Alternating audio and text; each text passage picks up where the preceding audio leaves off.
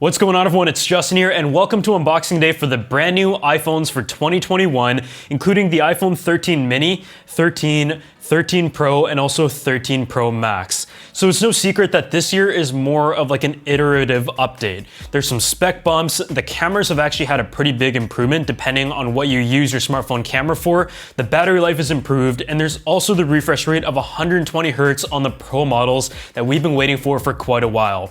As you guys might know though, the iPhone 12 Pro Max has been my daily phone for the last year, and I really haven't had many complaints of it.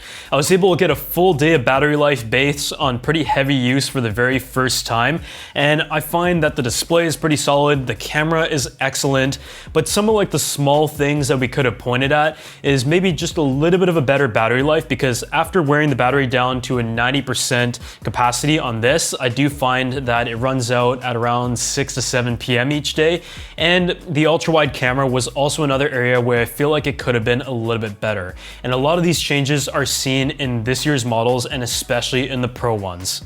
If you guys want to see more videos of Apple products the second they come out, just make sure you go ahead and subscribe to the channel, drop a like on this video, and also leave a comment down below of what feature you want me to cover on these new iPhones. And I'll be bringing many more videos of both the iPhones as well as the iPad mini and also the iPad 9. So in terms of the boxes here, the color scheme has stayed the same. The standard models have the white box, and the Pro models have the black box. And there is also some new colors available as well, with some small variations, including the Sierra Blue right here. And on this side, the standard colored iPhones have moved back to more of like a sharp color as opposed to the pastel that we've seen them kind of go around with in the previous years. So I'm just gonna go ahead and begin with the unboxings of the Pro models first. Just flip this over and just get the film off. And there we go. I know there was talks of like a possible orange color or like a matte black one, but that obviously wasn't true. And from first looks, you can see that the camera element is larger. It is also a little bit thicker, so you can't actually use the same case that you had on like the iPhone 12 if you're coming from that. But I do imagine a lot of people who are going ahead and purchasing the new iPhone are coming from older generations than last year's, unless you're a tech reviewer. So yeah, starting out with the Sierra Blue right here, it is like a very light tint to it. And last year, the iPhone did come in a new like navy blue color, which did look pretty cool. In previous years, it was like a green, but comparing with last year's iPhone, you can see that it is completely opposite direction of blue here. And I feel like the subtleness to it does look really, really good. But we're just gonna set this aside and continue to take a look at the actual phone itself. The notch is also 20% smaller. So for a lot of people, you might not actually notice that from first glance. And yeah, it definitely does have like a little bit more weight to it. I know that is more noticeable on the smaller models, but all that, it contributes to a better battery life, so I'm all for it. But yeah, on like a larger model, you're not really gonna notice as much because the weight is just more distributed throughout the surface area. But yeah, just for you guys to take a look at the camera element differences and also the thickness, if you can even notice between them, you could definitely see it a bit here. Yeah, it isn't like anything drastic. It mainly is more noticeable in the actual camera elements. But let's just go ahead and set this aside and take a look at what else is in the box. You do have your USB Type-C to Lightning cable, and you do have your design in Apple in California, and similar to last year, that is pretty much it when it comes to the packaging. But just setting all this aside, let's take a look at the gold one here. I actually haven't had a gold iPhone in quite a few years. I used to go ahead and purchase the gold model, but yeah, it's kind of cool to take a look at it. I think this looks really stylish. The nice metal finish on the side. Once again, the camera elements are a lot more prominent on the smaller models, and we don't have to go ahead and check out what is in this box because it is the same as the other Pro. And just having them side by side, here's a look of the iPhone 13 and the 13 Pro Max next to each other. If you guys are looking for a great accessory to go with your brand new iPhone, the best place to start is with a charger, because the iPhones, as you might know, don't come with a charging brick anymore, and you want to be able to take advantage of the fast charging capabilities of the iPhone from this year and also previous generations. So I want to give a huge thanks to Anker and their Nano Pro charger for sponsoring this video, because in front of me, I have their new lineup of chargers that actually go perfectly with the colors of the new iPhone, including the Sierra Blue one that I have right here. The best part about this though is that this is is able to actually charge at 20 watts, which takes advantage of the fast charging capabilities and is able to get your phone to 50% in just about 30 minutes. I think what is also really nice is that this is 45% smaller than Apple's own 20-watt charger, and it's pretty much an identical size to Apple's original 5-watt chargers that they used to include. The Anker Nano Pro also includes Anker's Active Shield technology, which combines dynamic temperature sensor, which actively monitors the temperature, and a power tuner chip, which adjusts the currents for the fastest and smartest charge while keeping your device safe. It comes in 4 different fun colors, including the blue, white, black, and also purple. So if you guys want to go ahead and check it out for yourself, I'm going to drop a link down below. And let's go ahead and actually move over to the iPhone 13 and the 13 mini, because there are a few more differences there when it comes to its visual design, including the actual camera layout. So in front of me, I do have the pink one and also the blue one. It is kind of like a royal blue color. But let's just open up the tab right here. And there you have it. So the first thing that you're really going to notice is that camera element is now staggered, and because this has the same sensor as the iPhone 12 Pro Max and it has sensor shift stabilization instead of just the standard stabilization, it did require more space, so they have decided to stagger the cameras in order to fit it as opposed to having it up and down. It looks like this year's iPhone in the blue color is also a lot lighter. It's kind of like a royal blue, and I would actually say this is the perfect kind of shade. I think it looks great. Taking off the film here as well, you can now compare it to the size of the iPhone 13 Pro. But yeah, as you can see here, the 13 and the 13 Pro is the exact same size, which does make it a little bit of a tough decision as to which one you should go ahead and purchase when it comes to the pricing. You may not need the camera elements, but some of the improvements throughout the board, I would say, do make sense to go ahead with the Pro model this year, whereas in previous years, I may have recommended the standard model if you were looking to save a little bit of money. So before I talk about some of the details and changes of the iPhone 13 and 13 Pro for this year, let's just unbox the mini right here in the pink color. And yeah, it is very pink. It does have a nice hint to it, and if pink is your thing, I think you're going to like this shade a lot. It is relatively subtle, nothing too extreme there, but I know the iPhone 13 mini was definitely not the best selling model, and one that a lot of people wondered why they continued with, and apparently it is going to be phased out eventually. But with the improved battery life, I feel like the 13 mini can be a very compelling choice for a lot of people out there who still insist on that form factor. Because previously I would say the biggest issue was that battery life, but if you're coming from like a really old iPhone and still looking to have like the modern camera tech and some of the improvements that this has, the battery life I would say is pretty adequate. Because before I did feel like even like moderate to average users or even light users would find that the battery was always down to the wire each day.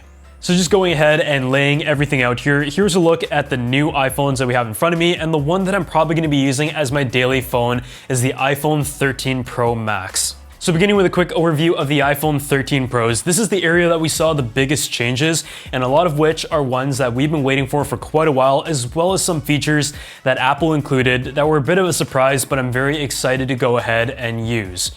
I think the biggest one of all, beyond the camera, which has a lot to talk about, is the 120Hz display. And even though Apple had great displays in previous generations and the interface made it feel very fast, 120Hz in the menus was just something that we've been waiting for quite a while, because a ton of Android phones on the market had done it, and we have gotten a taste of it on the iPad, and it is definitely something that I feel like tech users like myself do notice, and it just adds to like the fluid experience. The biggest thing about 120Hz display though is whether or not it affects the battery life. And if it affects the battery life, then it's a feature that I honestly don't really want. And with 5G and 120Hz, those are both very power consuming. So this year's focus has been on improving the battery life significantly, despite the new features of having 120Hz. And by doing so, Apple has included the Apple A15 Bionic chip, which does have more power, but it does focus a lot on the efficiency, and paired with iOS 15, that all comes together to still give you a 2.5-hour improvement in battery life on the iPhone 13 Pro Max compared to the 12 Pro Max.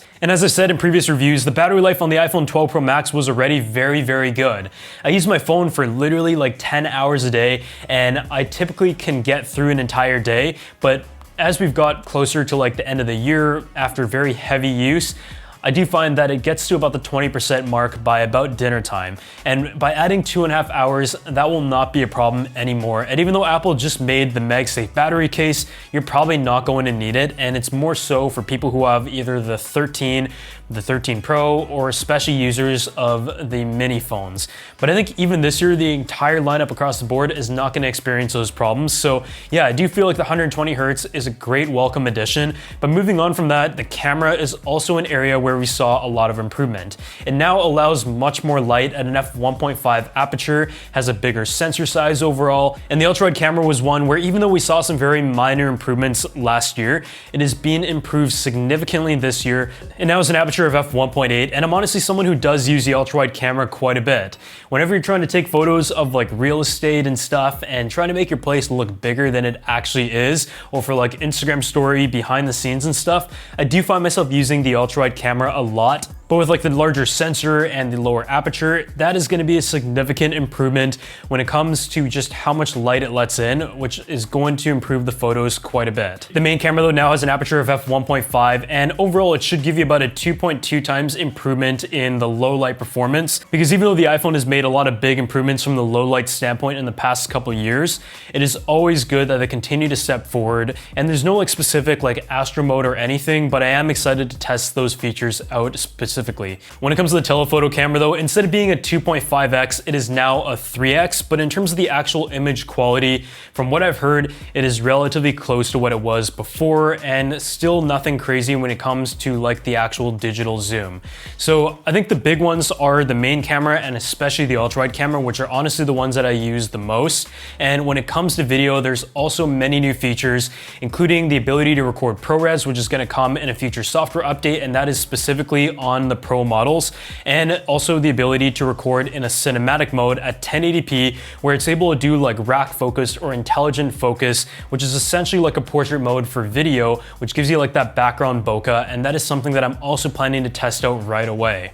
There's also stylistic photo options that allow you to set like a certain like picture profile, essentially, if you're someone who has used cameras before, where you can have it in a standard, a vivid, a warm, a cold, or also like a deep contrast mode. It allows you to have like certain like character to your photo depending on what you like, which we've seen on a lot of Android phones, where like a Samsung would be very vibrant, another company would add a ton of sharpening. And I think that is actually a great feature, because what I've always loved about the iPhone is that in the standard picture profile, or like out of the camera, it was a very editable photo that would look good when I put it into Lightroom or VSCO to do my actual edits, as someone who does have experience editing photos. But if you're just like an average consumer and prefers like a more vivid look, more contrast, maybe a bit more sharpness, and don't really want to go into like the actual like photo editing process, then these modes are going to get you the exact like kind of fine tuning that you would like, that are all into the metadata and use Apple's like image signaling processing technology that doesn't just like apply a filter,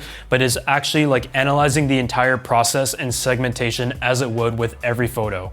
So when it comes to the iPhone 13 and 13 mini, this is an option that I would say is going to be the most popular, because in the previous years, I've recommended that if you don't really need the third camera, it is a good value to go ahead and grab the standard models as opposed to the Pro. But I do feel like in this year particularly, if you're willing to spend the money, you are going to get some great features on the Pro models specifically. In terms of improvements on the iPhone 13 and 13 mini, you do have improved cameras, which is essentially the same sensor on the iPhone 12 Pro from last year. It lets in 47% more light, has a sensor shift stabilization, and also use Apple's like new ISP that they've kind of developed in the last year, as you would expect from each year. And it seems like there's been great breakthroughs in that, but the image quality is excellent. The ultra-wide camera is an f2.4 aperture, so if you use the ultra-wide camera a lot, then you definitely want to go ahead and get the Pro model. But otherwise, the form factor does stay relatively close to the same, but you do have some huge improvements in the battery life, because this does have the A15 Bionic chip as well. It doesn't have that 120 Hz display, but it does give you a 2.5 hour improvement on the battery life of the 13 compared to the 12, and a 1.5 hour improvement in overall usage from the 13 mini to the 12 mini, which is always welcome. And I think most people are going to be able to get through an entire day and then some on the iPhone 13 especially. But yeah, looking at the lineup itself, a lot of like the features specifically have been focused on the camera in 2021 lineup of Apple's smartphones. And so a lot of our videos are going to be based on the iPhone 13 Pro and 13 Pro Max. As always, if you guys enjoyed this video, make sure you go ahead and drop a like, subscribe to the channel, and let me know what you guys want to know in the comment section below, and I'll go ahead and see you guys in the next video.